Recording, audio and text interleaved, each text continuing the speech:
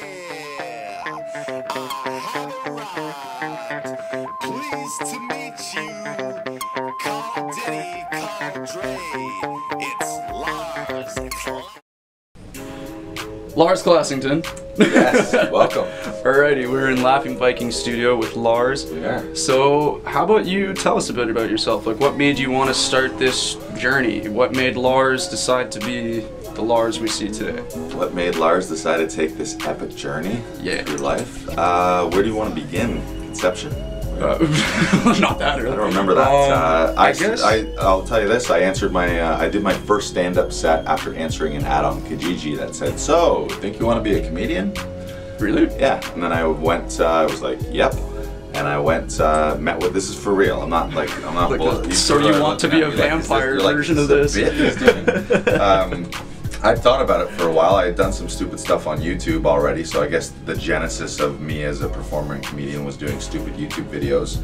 I had done 2 comedic raps, one called My Balls and one called Sexy White Guy. Yeah, right? Tell us about those. Well, My Balls is all about the escapades of my balls and the accomplishments of my balls. So there's a verse like, who won the MVP? My balls. Whose name's on the marquee? My balls. Like a masculinity with track. a guarantee. My balls. What smells like potpourri? My balls. My balls. My balls. My balls. But it was faster. It was like kind of a hardcore gangster rap. So it's almost like ZZ Top meets Beastie Boys. Yeah, a little bit. Yeah. It actually ended up like not the whole song, but a bit of it ended up on Comedy Network on a show called Upload Yours, where it was sort of like an around the early time of YouTube. I mean, it must have been 2009. So like a precursor to Tosh.0? A little bit, yeah. But there was no host. You would just submit, and they would curate the submissions, and then it was a half-hour show of people's stupid YouTube videos. And my balls made it, so you may have seen my balls. So, and Sexy White Guy was another one. But that was me. At the time I was working at a corporate job. I was a sales manager with a financial services company, so about as far away as what I could be doing right now, except for the fact that I had presented a lot. I did group presentations, so I was used to talking to people and that sort of thing, but not on stage being an idiot. I was being serious and talking about people's financial futures and stuff. And then I started dabbling in my off time with goofy YouTube videos. So I made those and was like totally immersed like for like a week straight, every minute off where I wasn't at the office. I was like literally editing my balls is what I was doing for like, you know how it is when you edit, like you just get, like I stayed up all night until 6 o'clock just watching something render so that I could watch it at the end. And then you're like, oh, I've been doing this for 18 hours straight now. Yeah. Didn't care about eating, didn't care about sleeping, like you just want to see the this result. Is what I fucking want to do. That's how you know I feel when you're like, I don't give a shit, like you're just lost in it. And then I did those videos, and then I realized, hey, sooner or later I gotta get on stage and be doing this live. Like in my head, I was always thinking like 20 years, like way too far in advance. Like I just started doing YouTube videos and I'm already thinking like, well, when I blow up on YouTube, I need to be able to do live appearances, and so I might as well just start getting on stage now. Like it was all like pretty delusional at that point, but sort of enough that it like drove me to be like, okay, what's the next step? I should try stand-up, and stand-up was attractive to me because you don't have to do anything except show up yourself, like sketch and improv and that stuff. Sometimes that requires coordinating 3, 4, 5 other people's schedules, but stand-up you just show. And then so it was literally an ad on Kijiji that said, so you want to be a comedian? Yeah.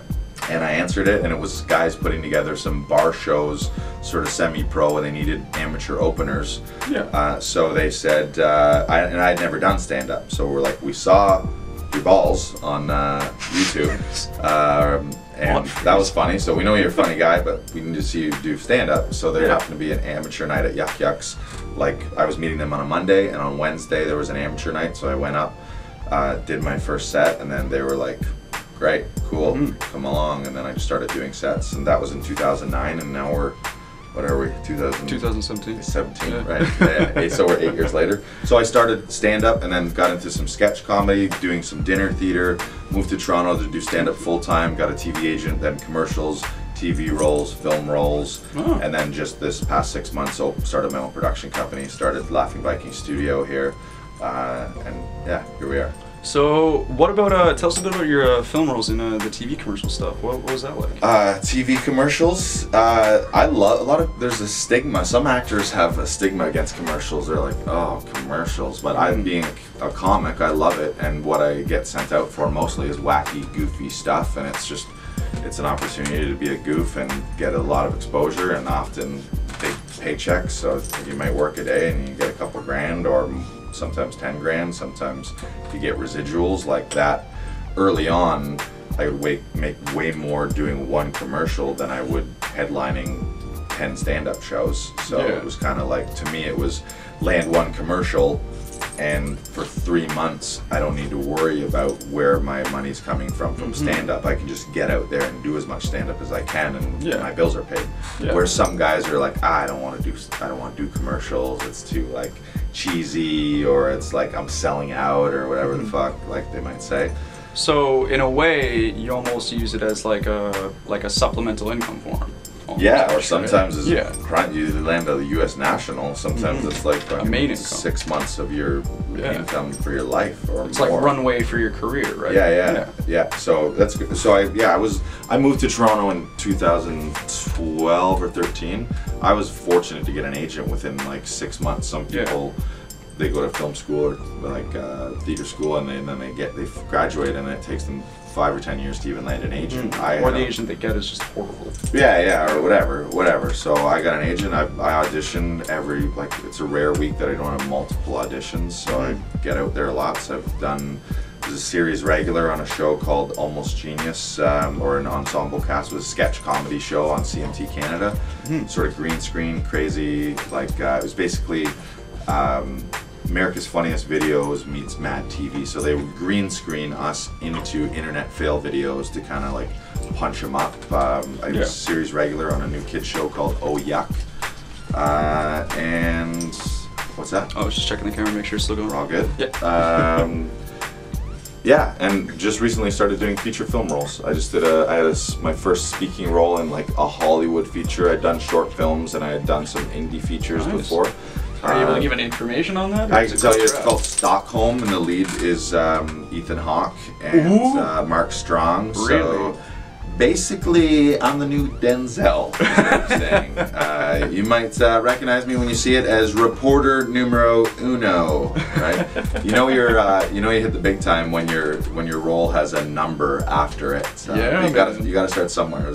Speaking roles, I was a Swedish reporter it's about the Stockholm kidnapping situation. So I'm a reporter during all the controversy, the like shit that, going right? down, and all the media and press was on it. They'd taken hostages, so it was a scene with the police chief trying to figure out what's happening. So yeah, that was great. Literally, that was in May, and that was a real like epiphany moment for me, because at that time, a speaking role in a feature film was the last checkbox on a list when I started doing stand-up in 2009 of these are all the things I would like to do in my career. It was stand-up, theater, commercials, television, and film roles, and maybe throw in like some voiceover type stuff or animation type stuff.